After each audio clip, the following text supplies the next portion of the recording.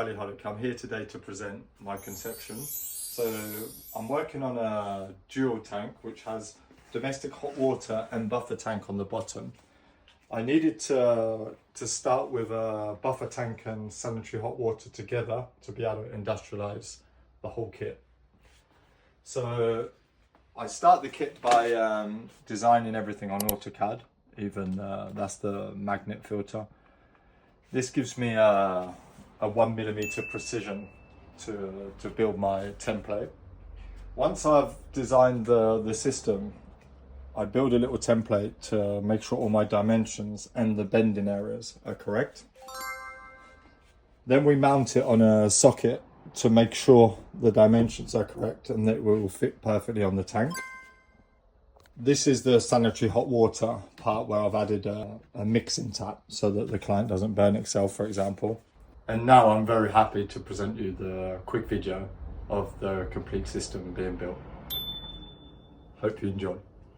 Plumbing is a very hard part of the installation, so I've decided after developing the tank and developing the heat pump is to work on a pre-installed tank with all the copper parts. So I've set up all my details on this table. This is the line for the length. This is where I have to bend it. I put the arrow to understand which way I need to bend it. Then I move over here. Then I can check that it's square, that it fits in here. Very nice. So the angle is perfect because I've got a template.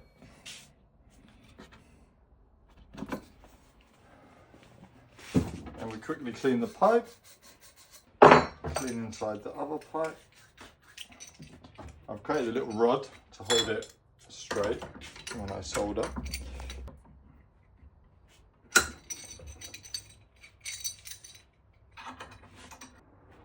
I have one I made earlier on just to make sure I'm the right way around. Make sure I'm perfectly square.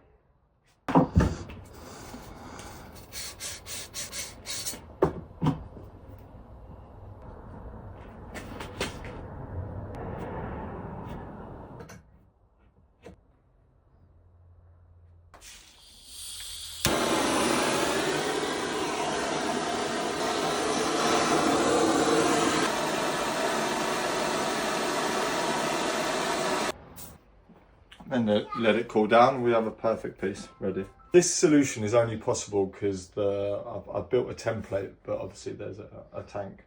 The first half is the domestic hot water, and at the bottom there's a separate buffer tank.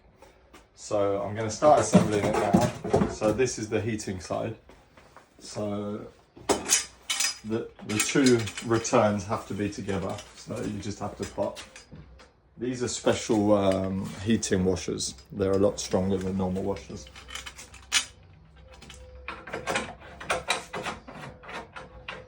So the two returns, so if you're on hot water mode, it'll go through here. And when the two-way switch is on for the heating mode, it will flow through here.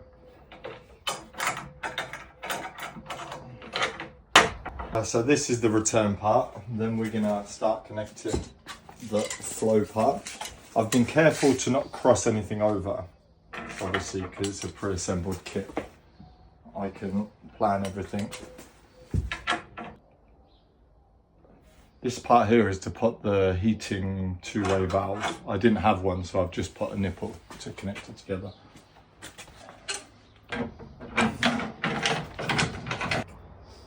And again at the top, this is for the priority hot water two-way switch. Then, because the two flows have to be together, like I said, normally it'd have a two-way switch, but I've just put a nipple in. And the two-way switch will arrive with a standard 1-inch thread on it, so it'd be easy to replace the two-way valve if you need to change at any point. So here I didn't have one, so I haven't done it yet, but the magnet filter, the dirt stop will be there, and there'll be a strainer here. So then our returns will go straight through the wall and our flow go ready to connect straight to the heat pump. So this is all the heat inside completed. Now I'm going to turn the tank around so that we can work on the domestic hot water. So again, a little washer.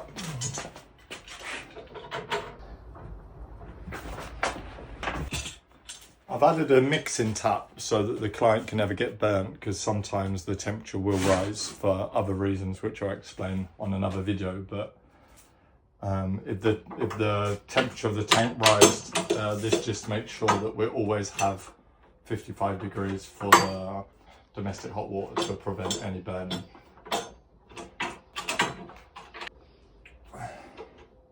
So the hot water goes straight into the house, and then here we put the PRV with the expansion vessel. This part is our flow to the radiators. The circulating pump will arrive with a standard 1 inch and go straight on the end of there, and then we can attack the radiator system. And the return from the rads. So again, a little tap to stop so I can turn the return off at any point if I needed to play with the return and flow on the heat pump. And after the heating circulating pump, there'd be another tap as well, so that we can turn the flow and the return off on the tap. I've also added a tap with a standard 3/4 valve to drain the hot water. So you can just plug a standard hose pipe, which helps us drain the tank if there's any problems. So that just goes straight onto the drain. And exactly the same part if we wanted to drain the buffer tank because there was a leakage or something, to make it easy again. And again with a standard 3/4 tap, so very simple. So this is the first part of the video. So we've basically connected the return and flow for the heat pump, return and flow for the rads, draining, cold water, hot water with the mixing tap, and the rest will be done exactly the same. And it's obviously a lot quicker, no problems. I've kept it very tight to the tank. If there's not much space in the cupboard, I've made it as tight as I can to accommodate for space problems. So this is a 200 litre with a 60 litre buffer tank. There's obviously different versions depending on how many rooms in the house. So there's a 150 domestic hot water, 200, 250, 300, whatever you need. This is a 22 ml version. But again, if the house is bigger or there's a long distance between the cylinder and the heat pump and we have to upscale, I'm going to do the same version in 28 millimeter piping as well.